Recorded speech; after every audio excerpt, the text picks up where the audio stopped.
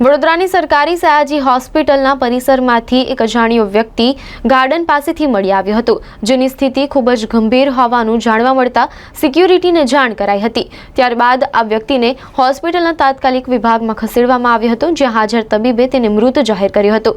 ત્યારબાદ હોસ્પિટલના પોસ્ટમોર્ટમ રૂમમાં તેને પોસ્ટમોર્ટમ અર્થે ખસેડવામાં આવ્યો હતો। હવે આ અજાણ્યો વ્યક્તિ ગાર્ડન પાસે શું કરતો હતો અને આ અજાણ્યો વ્યક્તિ કોણ છે તે દિશામાં હવે પોલીસ તપાસ કરશે।